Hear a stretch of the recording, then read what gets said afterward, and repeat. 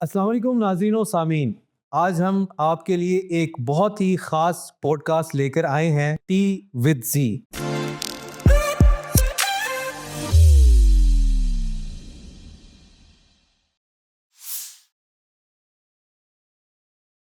हमारे आज के मेहमान एक गैर मामूली शख्सियत हैं जिन्होंने अपनी ज़िंदगी तालीम और तदरीस के लिए वक्फ कर दी। मैं बात कर रहा हूँ प्रोफेसर अज़मतुल्लाह भुट्टा साहब की, जो कि गुज़िश्ता 3 दहाइयों से सऊदी अरब में मुकीम हैं। आप पाकिस्तान इंटरनेशनल स्कूल रियाज़ में तदरीसी खिदमात अंजाम देते रहे हैं। प्रोफेसर भुट्टा साहब सिर्फ एक माहिर तालीम ही नहीं, बल्कि ख़त्तात, मुहक्किक और मुसव्विर भी हैं। आपको 30 साल से ज़ायद तदरीसी तजर्बा हासिल है। आज हम इनकी ज़िंदगी, इनके तजर्बात और तालीम के बारे में इनके ख़यालात सुनेंगे। गुफ्तगू के आगाज़ करने से पहले मैं प्रोफेसर साहब का दिल से शुक्रिया अदा करना चाहता हूँ कि उन्होंने हमारे पॉडकास्ट में शिरकत की, और उनका शुक्रिया उन तमाम खिदमात के लिए जो उन्होंने हमारे जैसे तालिब इल्म के लिए अंजाम दी, जिनमें से मैं भी एक हूँ। जो कुछ आज हम हैं उनमें इनकी मेहनत और रहनुमाई का बहुत बड़ा किरदार है।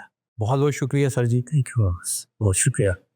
और आप कैसे हैं? इज़्ज़त अफ़ज़ाई का मैं सबसे पहले तो जनाब दिशान साहब आपका और आपकी पूरी टीम का बेहद शुक्रगुज़ार हूँ कि आपने मुझे इस गुफ्तगू के लिए जो है दावत दी है।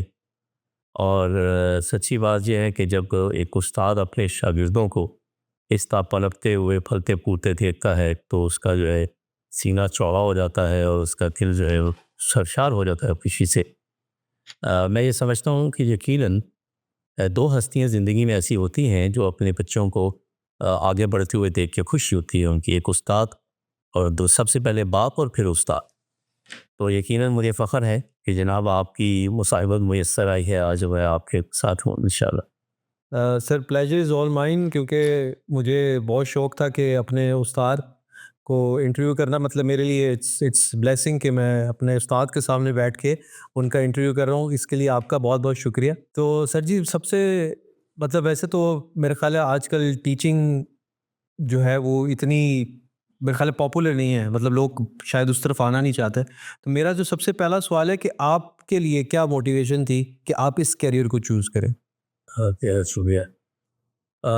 सच्ची बात ये है कि जब बच्चा मैट्रिक या एफएससी की एज में होता है तो वो खुद से उसके अंदर ये सलाहियत नहीं होती कि वो अपने आने वाले जो है वो मुस्तकबिल में जो उसकी प्रोफेशनल लाइफ है उसका कोई तयन कर पाए। तो इस सिलसिले में वालदैन की रहनुमाई रही मेरे साथ।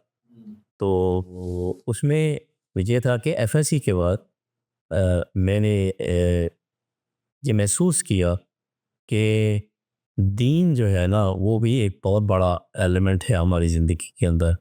तो मैं और खुशकिस्मत लोगों में से हूँ कि जिन्होंने बाकायदा जो है मदरसे की तालीम हासिल की। मेरे वालिदैन ने इसमें भी रहनुमाई भी की और ताउन भी शामिल हाल रहा।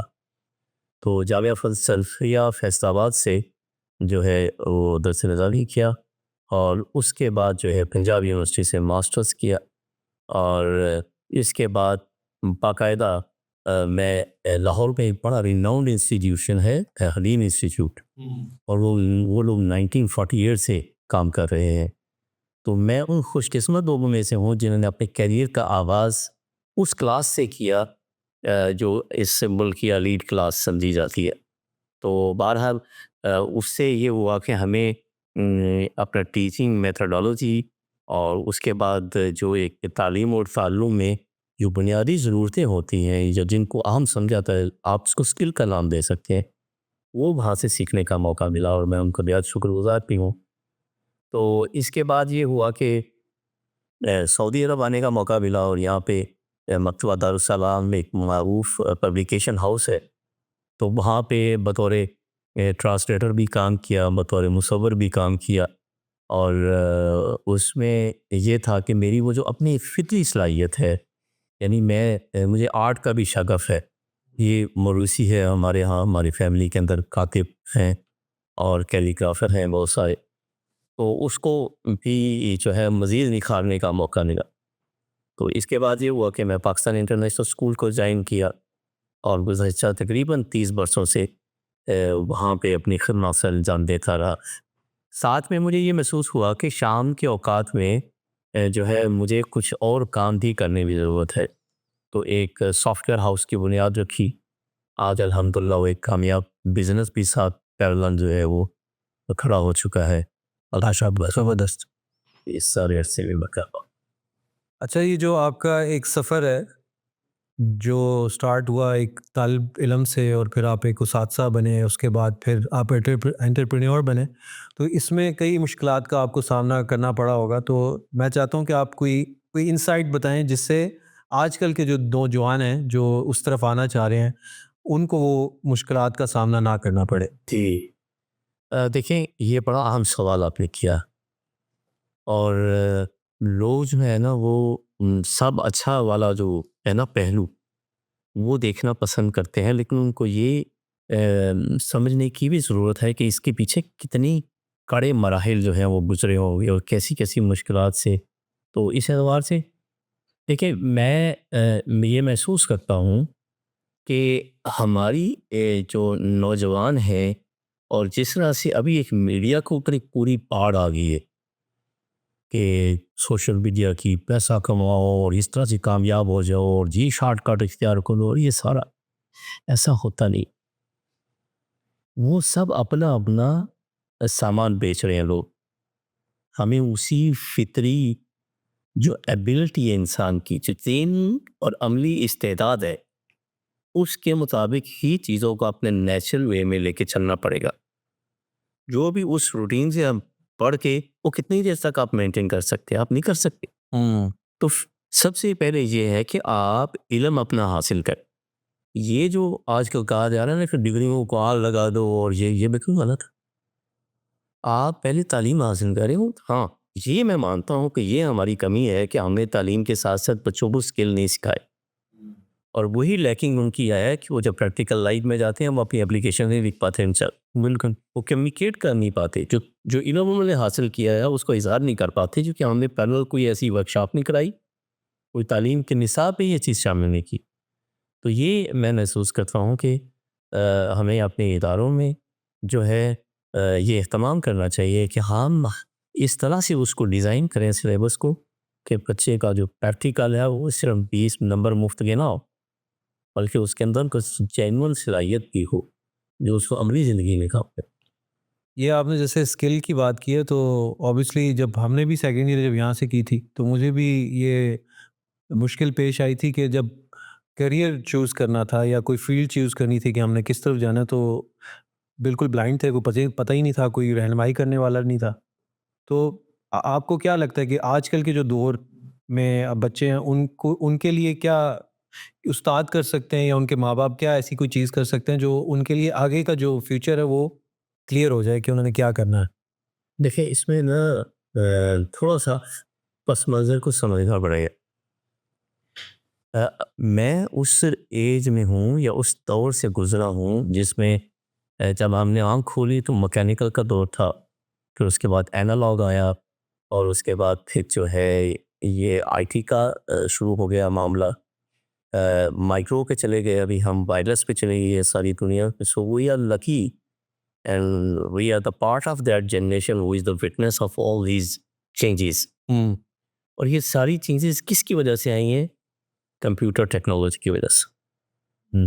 और कंप्यूटर टेक्नोलॉजी जो है वो इतनी दखील हो गई है हमारी रोज़मर्रा की ज़िंदगी में कि वो अब हम इंसानी ज़रूरियात से भी आगे निकल जाएगी। एक छोटी सी मिसाल से आप समझ जाएंगे कि हमें हैबिट हो गई है मोबाइल की। हम 5 मिनट साइड पर नहीं रख सकते उसको। हमें कोई भी काम करना है, कुछ भी सीखना है, कोई हमारा स्केड्यूल है, तो हमें फ़ौरन ज़रूरत पड़ती है, हम ढूंढते हैं कि मोबाइल का। तो ये फ्यूचर के अंदर ये इस तरह की और बहुत सारी चीज़ें हमारी संभाल लेगा। हम इसके डिपेंडेंट हो जाएंगे। उसकी शक्ल क्या होगी ये तो आने वाला वक्त बताएगा। लेकिन जो कोर हमारी लर्निंग है वो बहुत ज़रूरी। यानी हमें अपने इल्म और तालीम के ऊपर पूरा जोर देना चाहिए ताकि हम इस चैलेंज पर जो है वो फेस कर। बड़ी ज़बरदस्त बात की है और मेरा ख़्याल है कि अब ये सोशल मीडिया की वजह से उस्तादों को भी उस्ताज़ा को भी बहुत ज़्यादा चैलेंजेस का सामना है, क्योंकि अब जितनी जो आजकल की जनरेशन है, वो जितना सोशल मीडिया से सीख रही है या एआई से सीख रही है, तो मेरे ख्याल है अब उसासा के लिए भी बहुत ज़्यादा चैलेंजेस हैं कि वो अपने बच्चों को कैसे सिखाएं या क्या पढ़ाएं। तो इसके ऊपर आप क्या यानी कोई अपनी राय बताते हैं या देखिए एआई ने जो है ना एक बहुत रेवोल्यूशनरी एरा जो है ना उसका आगाज़ होने जा रहा है, बल्कि हो चुका है। हम थोड़ा पीछे ना उसमें।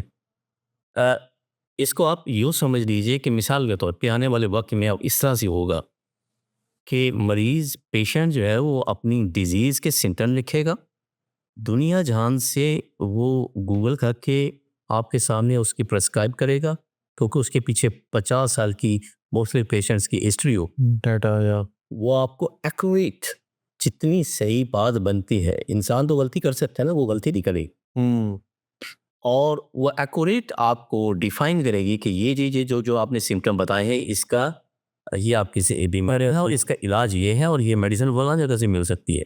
तो डॉक्टर का ऑर्डर बाइन ही उस्ताद का भी यही हाल होने वाला है हम्म कि उसने इतना हमारी ज़िंदगी के अंदर वो दखील हो जाएगा कि आपको एक्यूरेट आंसर मिलेगा वहाँ से और उसका सॉल्यूशन भी मिलेगा। तो डेफ़िनेटली जो है उसका अमल दखल के हमारी लर्निंग के प्रोसेस में भी आ जाएगा। तो इसलिए उस्ताद के लिए ये ज़रूरी है कि वो पहले से इस चैलेंज को एक्सेप्ट करे। देखो उस्ताद का एक थोड़ा-सा अलमिया ये रहता है कि उसको ऐसा महसूस होता है, हर वक़्त वो सर की आदत होती है ना हमें, तो हमें ऐसा लगता है कि जैसे हम कामिल हैं इस सारे मामले में। तो ऐसा बिल्कुल भी नहीं, ऐसा बिल्कुल भी नहीं। डे टू डे जिस रफ्तार से तालीम में तरक्की आती है, उसी रफ्तार में सबसे ज़्यादा अगर किसी शख्स की ज़िम्मेदारी है उसको साथ साथ लर्निंग की, तो वो उस्ताद है। क्यों? क्योंकि वो तो पूरी एक नस्ल को लेके चल रहा है, उस जनरेशन को जिसने अगले 5-60 सालों में जो है चलना है। ही कैन मेक इट और ब्रेक इट। जनरेशन गैर मुहतात तरीके से उसको करेगा, तो वो उन सब का नुकसान करेगा, उसका मुजरिम बन जाएगा। तो इसके लिए उसको बहुत मोहतात होना पड़ेगा। उसके लिए ज़रूरी है कि वो डे टू डे अपने आप को यानी आने वाले 10 सालों में क्या होने जा रहा है, उससे भी वो उसके ऊपर भी नज़र रखे। तो यानी आप कहना चाहते हैं कि उस उस्ताद जो है उसको अपने करियर के दौरान भी ट्रेनिंग लेनी चाहिए। वो ट्रेनिंग देनी से तो अगर मतलब यानी आप क्या समझते हैं कि पाकिस्तान के जो जो निज़ाम है स्टडीज़ का और जो सऊदीया का है, उसमें क्या वाज़े कोई फ़र्क है जिस वजह से मेरे ख्याल है हम लोग शायद लैग करते हैं कम्युनिकेशन के अंदर भी, स्किल के ऊपर भी, जैसे हमने पहले भी बात की है। मैं ना सच्ची बात ये है कि ना हमने उस तरह से स्टूडेंट्स को मौका नहीं फराहम किया। हमारा निज़ाम तालीम में इतनी बड़ी कमज़ोरी है कि हमने सिर्फ रटे के ऊपर रखा बच्चा। हमने ये देखा कि बच्चा जो है वो टॉपर है, उसकी बाकी सलाहियतें कहाँ हैं, उसकी कम्युनिकेशन स्किल, उसके बाकी जो है यानी जब वो डिग्री हासिल करता है ना तो उसके सामने टारगेट पहला होता है, मेरे बच्चे को अच्छी नौकरी मिल गई है अल्हम्दुलिल्लाह। हम्म, भाई तूने नेशन के लिए क्या नई कुछ जीता, तो कोई इनोवेशन कुछ नया कुछ किया, उस तरफ हम नहीं जा रहे थे। हम महारत के साथ हर शोबे में क्लर्क पैदा कर रहे हैं और यानी डॉक्टर जो है वो एक अच्छा डिस्क्रिप्शन लिख दे, उसने कौम के लिए क्या रिसर्च वर्क किया। हमारा अपना सोशल सिस्टम इस तरह का है कि वो अपनी रोटी पूरी करता रहता है, वो अपने बच्चों के मामलात देखता रहता है। इसके लिए गवर्नमेंट को अपने तौर पे जो रिसर्च सेंटर्स हैं उनके अंदर इस तरह का माहौल पैदा करना चाहिए कि जो जेन्युइन स्कॉलर्स वहाँ पे हो, ना कि सिर्फ वो हाज़िरी लगा के घर चले जाए और फिर उसको एमफिल दे दें, फिर उसको पीएचडी दे दें।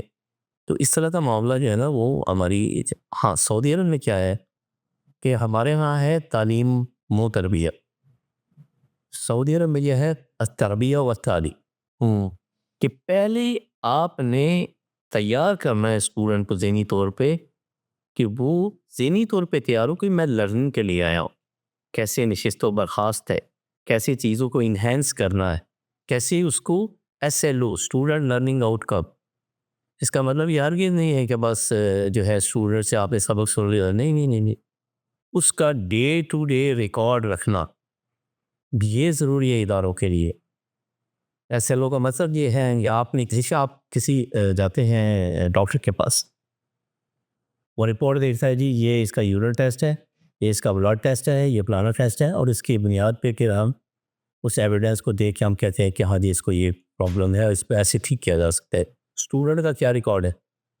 रिजल्ट है उसके सामने, अच्छा स्टूडेंट, बुरा स्टूडेंट, फेल या पास, तो उसकी बाकी सलाहियत तो भी दी है ना अल्लाह ताला ने उसको।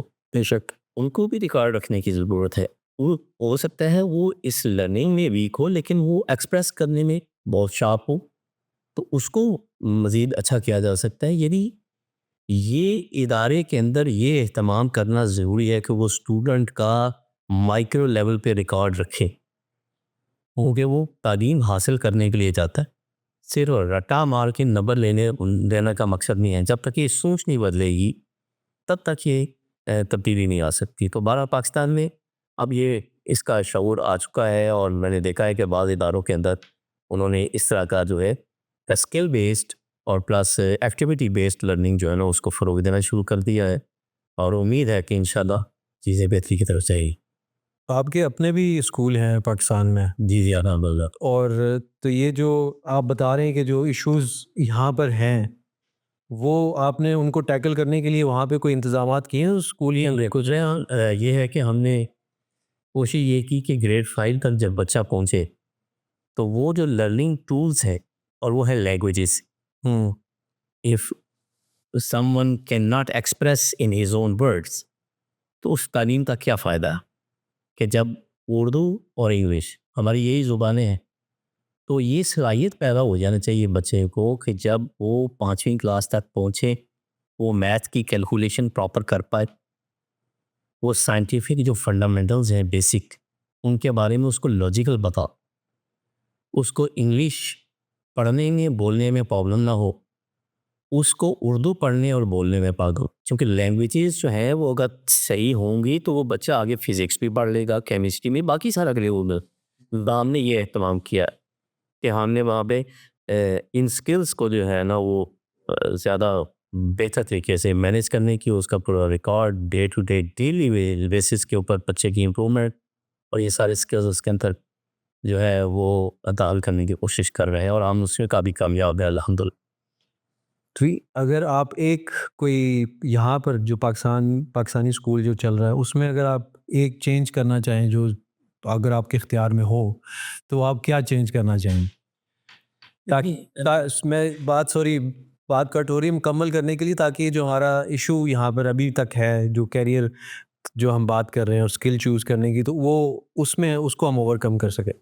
देखिए असल में यहाँ पे ना टेक्निकली कुछ ये थोड़ी डिफरेंट है। यहाँ पे बच्चे सुबह सवेरे स्कूल जाते हैं और पेरेंट्स की बाज़ जगह पे ड्यूटीज़ हैं, और वो बच्चों को शाम में उस तरह से टाइम नहीं दे पाते। यहाँ पे जो स्कूल अपने तय कर सकता है ना वो ये करे कि वो शाम के स्पैन में एक इस तरह का यूनिट बनाए कि जिसमें ईव केयर के नाम से इवनिंग में बच्चों ने अगर स्पोर्ट सीखनी है, बच्चों ने अगर कोई एक्स्ट्रा स्किल सीखना है, तो वो उसकी फ़ीस रखें बेशक, और बच्चे जो है वहाँ पे आएँ, उसके लिए पहले दूसरा स्टाफ हो, क्योंकि आप उस बिल्डिंग का ऑलरेडी रेंट पे कर रहे हैं। और मैंने देखा है यहाँ पे बहुत सारे स्कूलों के अंदर ऐसा है कि वो शाम में भी उनके बच्चे आते हैं और वो उनसे सीखते हैं। तो इस तरह से वो कमी मैं महसूस करता हूँ कि बच्चे सिर्फ जो है ना नंबर लेने के लिए और पोजीशन लेने की दौड़ में ही लगे हुए हैं, लेकिन बाकी जो है ज़िंदगी के ज़रूरी स्किल्स जिनकी, तो क्योंकि देखिए इंटरनेशनली स्टेरियो चेंज हो गया। हम एवरेज लाइफ कितनी है 60 साल, हम 30 साल जब उसको वो पढ़ाई या रखे वाले फ्रेम में डाला हुआ है, स्किल कहाँ सीखेगा वो जाकर? वो जब प्रैक्टिकल लाइफ में जाता है वो उसकी सारी को समझ नहीं आती है, उससे ज़्यादा टेक्नीशियन को पता होता है कि मैंने कैसी बात करना। बिल्कुल। अगर से उसकी नोयत डिफरेंट है, लेकिन अभी जो सिनेरियो चेंज हुआ है उसमें जो मैं देख रहा हूँ कि एम्प्लॉयमेंट जो एज आ रही है वो 15 साल से शुरू हुई है। 15 साल के बच्चे ऐसा कमाल का काम कर रहे हैं। तो अब ये उस तरह का सिनेरियो जो है ना थोड़ा डिफरेंट हो गए। तो उस एज से 15 टू ऑनवर्ड कम से कम ये जो 10 साल है या 5 साल है, इनमें जो स्किल है उनके ऊपर इदारों को अब जो है वो स्टेप लेना पड़ेगा कि वो ऐसे मैयज़ नहीं कि वो अपनी लैब्स इस तरह की बनाएं स्कूल के अंदर कि जहाँ पे बच्चे शाम में सुबह के औकात में नहीं आ सकते, वो शाम के औकात में आए। पूरा वीक वो कंटिन्यूस नहीं आ सकते, तो कम से कम 2 दिन जो है वो हफ्ते में रखें, तो इससे काफ़ी जो है वो फ़र्क आ गया इस। अच्छा, मैं यूके में रहा हूँ, तो यूके में हमने देखा है कि जब बच्चे अपनी छुट्टियाँ जब उनको होती हैं, तो उसमें वो इंटर्नशिप करने आ जाते हैं। उनकी चाहे उम्र 14 साल है, 13 साल है, 15 साल है। तो अब वो ऑब्वियसली हमारे अंडर काम करते हैं, जो ऑलरेडी ट्रेंड हैं, जिनको बहुत चीज़ों का पता है। तो और वो हर साल होता है। तो हर साल जब बाय द एज जब वो पहुँचते हैं 21-22 साल, जब अपना वो यूनिवर्सिटी कर लेते हैं, they are ready to play. ऐसे ही ठीक है। अब आपको नहीं लगता कि यहाँ पे भी हमें कुछ, जैसे हमारे यहाँ बहुत अच्छी कंपनीज है जो ओन्ड बाय पाकिस्तानीज, तो हमारे बच्चे उनके पास छुट्टियों में चले जाएं, इंटर्नशिप करें, ताकि उनको आने वाले जो अपना सेकंड ईयर है सानवी तालीम के बाद जो भी चूज़ करना है वो चूज़ कर सकें। देखिए इसमें ना हमारा एक नेशनल एप्टीट्यूड है, बिहेवियर, कौमी रवैया जिसको बोलते हैं। हम बच्चे को ना किसी भी ऐसी एक्टिविटी में उसको जाना उसको बेइज्जती समझते हैं कि ये क्या काम कर रहा है लड़का, ये जो है ये मैकडोनल्ड्स में पार्ट टाइम क्यों काम कर रहा है, तो वो उसको अपनी बेइज्जती समझते हैं। हालांकि अगर उस बच्चे को शुरू से ये हैबिट मिल जाए, उसको ये आदत पड़ जाए कि पैसा जो है उसकी तरसील कैसे होती है, रिस्क की कमाने का जो है वो क्या प्रैक्टिकली अमली क्या शक्ल होगी उसकी, और वहाँ पे जो इंटरेक्शन होगा लोगों से, जो बिहेवियर्स उसको फेस करने पड़ेंगे, जो हर्डल्स उसको मैनेज करनी पड़ेंगी, तो उसका कॉन्फिडेंस लेवल भी बढ़ेगा और उसको अमली जो तजुर्बा है वो भी वो गेन कर लेगा। तो मैं तो ये समझता हूँ कि बच्चों को जो है जब भी उनके फारिग एग्ज़ाम के बाद वो फारिग हों, उनको कहीं ना कहीं इस तरह भी इंगेज करना चाहिए। इंगेज करना चाहिए। चलिए, कोई एक मेरा ख्याल है पॉडकास्ट काफ़ी लंबा हो गया। इंशाल्लाह इसी तरह के पॉडकास्ट हम लोग इन फ्यूचर भी लाते रहेंगे, लेकिन एक लास्ट कोई ऐसा मैसेज जो आप बच्चों को या हमारे उस्ताज़ा को देना चाहें। देखिए सबसे ज़रूरी बात यह है कि आज के दौर के अंदर ना अ, शुक्रगुज़ारी जो है ना वो मफ़कूद हो गई है, नापैद हो गई। चाहे वो हमारा जो इंसान का एक रब के साथ ताल्लुक़ है वो उस एंगल से देखें, या एक लोगों का लोगों के साथ जो ताल्लुक़ है वो भी। तो उससे ये चीज़ हमारे अंदर इत्मीनान और ईकान दोनों जो है वो पैदा करती है। आपका रब पे यकीन और एक दुनिया के अंदर रहते हुए इत्मीनान कि अल्लाह ताला ने हमें आँखें दी हैं, सुनने को कान दिए हैं, रिज़्क दिया है, हमें चलने की सलाहियत दी है, और इसके साथ-साथ हमारे इर्द-गिर्द जो हमारे अकारिब हैं, ये बाकायदा इसका एक टेस्ट होता है। यानी शुक्रगुज़ारी जो है उसका एक ज़ायक़ा है, मैं तो ये कहा करता हूँ। हम्म। उसको महसूस करने की ज़रूरत होती है, और वो कैसे होगा? कि जब हम लोगों के लिए शुक्रगुज़ार हो, हम अपने रब के सामने सरबसजूद हो, उसकी हर नेमत का शुक्रिया महसूस करें, ना कि हम हर वक़्त कुढ़ते रहें और ब्लेम करते रहें कि फ़लाँ की वजह से ये हो गया और मेरे साथ ये नहीं हुआ और ये सारी मुसीबतें मेरे ऊपर ही आ रही हैं, वगैरह वगैरह। तो अगर हम ये वाली हैबिट अडॉप्ट कर लेंगे हर एक का, चाहे वो हमारे साथ काम करने वाले कोवर्कर हैं, चाहे वो हमारे अकारिब हैं, चाहे वो पेरेंट्स हैं, चाहे बहन भाई हैं, चाहे हमारे कोलीग्स हैं, हम सब के साथ जो है उनका शुक्रिया अदा करके हम आपका भी शुक्रिया शुक्रगुजार हैं। बहुत बहुत शुक्रिया, आपने आज के इस ब्रॉडकास्ट में मौका दिया, और आपके जितने भी मुआवनीन हैं उनको भी मैं खराज तहसीन पेश करता हूँ। एक बहुत अच्छी को एफर्ट का आगाज़ किया आपने, और अल्लाह ताला आपको तरक्की दे। शुक्रगुजारी की बात की है तो आपका बहुत बहुत शुक्रिया for everything you have done. और जो आपने बहुत सारे तलबा के लिए जो आपने किया, हमारे जैसे लोगों के लिए किया, उस सब चीज़ों का बहुत बहुत शुक्रिया। तो इसी मैसेज के साथ हम आपसे इजाज़त चाहेंगे, और उम्मीद करते हैं कि प्रोफेसर अज़मतुल्ला साहब की बातों से आप मुस्तफ़ीद हुए होंगे। इसी तरह के किसी बहुत ही बेहतरीन पॉडकास्ट के साथ अगली वीडियो में मुलाकात होगी। अपना बहुत ख्याल रखिएगा। अल्लाह निगहबान।